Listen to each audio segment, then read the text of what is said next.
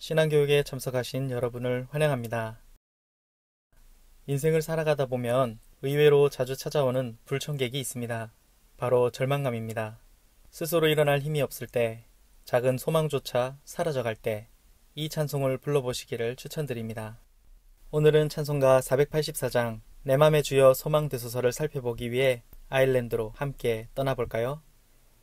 이 찬송은 곡조와 가사가 모두 아일랜드에서 유래했습니다. 우리에게는 익숙치 않은 아일랜드 교회. 아일랜드는 어떤 곳일까요? 아일랜드는 영국 바로 옆에 위치한 섬나라입니다. 국민 대부분이 로마 교회의 신자들입니다. 그러나 북아일랜드 지역 사람들은 개신교인들이며 여전히 영국의 통치를 받고 있습니다. 이런 종교적, 정치적 문제로 아일랜드에는 분쟁이 끊이지 않고 있습니다. 종교개혁 이후 아일랜드는 영국의 지배 아래에서 박해를 받다가 1920년대에 와서야 완전한 독립국가가 됩니다. 아일랜드에는 매우 이른 시기부터 복음이 전파되었습니다. 이 복음화의 가장 결정적인 역할을 한 사람이 바로 성 패트릭입니다. 성 패트릭은 많은 기독교인들이 성인으로 추앙하는 사람이기도 합니다. 패트릭은 영국의 부유한 가정에서 태어났습니다. 그에게 일어난 충격적인 일. 그는 16살에 해적에게 납치되어 아일랜드로 끌려가 포로 생활을 하게 된 것이죠. 자그마치 그 기간은 6년이나 되었습니다. 가까스로 탈출에 성공한 패트릭. 영국으로 돌아온 그는 주님께 헌신하여 사제가 되었고 후에 선교사로 지원하여 다시 아일랜드로 돌아가 일평생을 그곳에서 사역합니다. 뱀이 나와. 그의 선교 사역은 매우 성공적이어서 아일랜드 전체를 복음화하는데 크게 공헌합니다. 성 패트릭과 관련된 일화가 하나 더 있습니다. 아일랜드가 복음화되기 이전 이방신을 섬기던 왕은 봄 축제에서 왕이 피운 횃불을 피우기 전까지 어떤 불도 켜지 못하도록 명령을 내립니다. 그러나 부활절에 패트릭은 이 명령을 어기고 모든 마을 사람들이 볼 수 있는 슬레인이라는 언덕 위에 예수님의 부활을 기념하는 횃불을 피웠습니다. 패트릭의 용기와 믿음에 감동한 왕이 그의 선교 사역을 허락해 주었다고 합니다. 재미있는 점은 찬송가 484장 내 맘의 주여 소망되소서의 곡명이 슬레인이라는 점입니다. 소망과 빛, 무언가 연관성이 있어 보이죠? 성 패트릭에 의해 세워진 아일랜드 교회는 보통 켈트 교회라고 부릅니다. 당시 살았던 사람들이 켈트족이었기 때문이라고 하네요.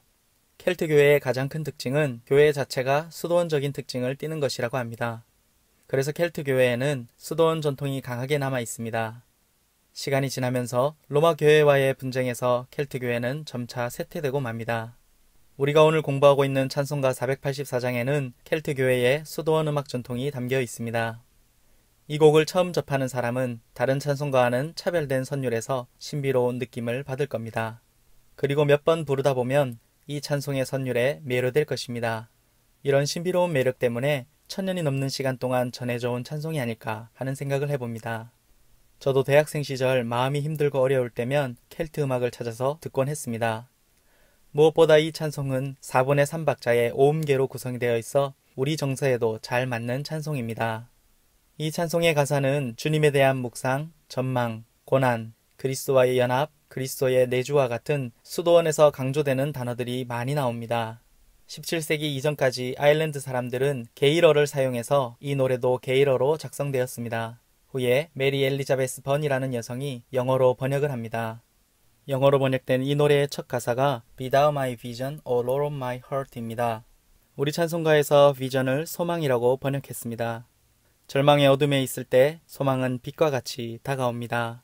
그리고 문맥상 이것은 단순한 감정을 뜻하는 것이 아니라 지성과 관련된 용어입니다. 그러니까 이 시는 주님을 우리의 마음을 다스리시는 지성에 빛을 비추시는 분으로 노래합니다. 여기서 잠깐 이 책 찬송 해설은 한국교회에서 남용되고 있는 비전이라는 단어를 다시금 생각해보게 합니다. 한국교회에서 비전이라는 단어만큼 남용되고 있는 단어가 없어 보입니다. 제 경험상 제가 중고등학교 시절, 그러니까 20년 전에 수련회나 집회에 가면 비전을 가져라, 꿈을 꾸라 라는 설교를 정말 많이 들었습니다. 다니엘, 요셉과 같은 인물들과 함께 말이죠. 사람들은 비전이 우리가 미래에 성취해야 할 위대한 일로 생각하는 것 같습니다. 학생들은 대입, 청년들은 좋은 기업에 취직하는 것이나 사회사업, 교회로 치면 성장과 부흥을 떠올리게 됩니다. 그렇게 보면 비전은 진로 혹은 야망과 크게 차이가 없어 보입니다. 이게 정말 성경이 말하는 비전일까요? 성경이 말하는 비전은 하나님이 계시로 보여주는 것을 의미합니다. 보여주기 때문에 비전이라고 합니다. 비전은 계시와 동일어입니다.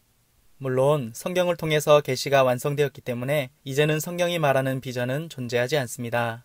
우리가 사용하는 비전이라는 단어를 굳이 성경에서 찾으면 소명이라고 할 수 있습니다. 중요한 사실은 여기서 소명은 우리가 미래에 이루어야 할 위대한 야망이 아니라는 점입니다. 오히려 하나님께서 부르신 자리에서 하나님께 충성하는 것을 뜻합니다. 그리스도인이 붙잡아야 할 비전은 지금 삶의 터전에서 작은 일로 하나님께 충성하는 것입니다. 이 찬송에서는 주님만이 나의 비전이 되어달라고 간구합니다. 나를 향하신 주님의 원대한 계획을 비전이라고 하지 않습니다. 주님께서 그 자체로 우리의 비전입니다. 그래서 찬송은 주님이 계시지 않으면 이 세상 모든 것이 헛되다고 고백합니다. 그래서 밤이나 낮이나 주님께서 늘 함께 해달라고 기도합니다. 우리는 무엇을 소망으로 두고 살까요? 주님만 함께 계시면 이 세상을 살아가는데 아무 지장이 없다고 생각하나요? 아니면 좋은 스펙이 있어야 한다고 생각하나요? 책의 저자가 던져주는 질문들이 제 마음에 강력하게 와 닿았습니다. 자녀들이 약혼자와 결혼할 때 혹은 청년들이 배우자를 찾을 때 정말 두 사람에게 신앙만 있으면 이 세상을 행복하게 살아갈 수 있다고 생각하나요? 아니면 신앙도 있지만 다른 것도 있어야 한다고 생각하나요? 이 질문은 모든 사람에게 동일하게 적용됩니다. 지금 여러분은 주님에게 소망을 두고 사시나요? 평상시에 주님을 얼마나 생각하시나요? 이 질문에 머뭇거린다면 이 찬양을 한번 불러보세요.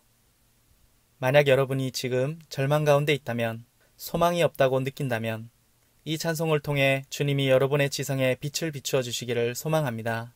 오늘 하루 이 찬양을 부르면서 우리의 소망 되신 주님을 깊이 묵상해 봅시다. 강의를 끝까지 시청해 주셔서 감사합니다.